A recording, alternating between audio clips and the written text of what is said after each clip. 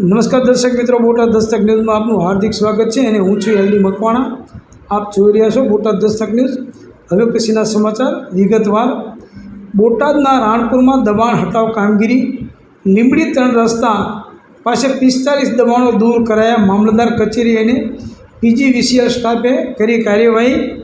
બોટાદ જિલ્લાના રાણપુર શહેરમાં આજે મોટી દબાણ હટાવ કાર્યવાહી હાથ ધરવામાં આવી હતી। રાણપુરના લીંબડી 3 રસ્તા પાસે નેશનલ હાઈવે પરના 45 જેટલા ગેરકાયદેસર દબાણો દૂર કરવામાં આવ્યા હતા। નેશનલ હાઈવે તંત્ર દ્વારા અગાઉ દબાણકર્તાઓને નોટિસ આપવામાં આવી હતી। આજની 8 એપ્રિલ કાર્યવાહીમાં 2 જેસીબી અને 3 ટ્રેક્ટરનો ઉપયોગ કરીને દબાણ દૂર કરવામાં આવ્યા હતા।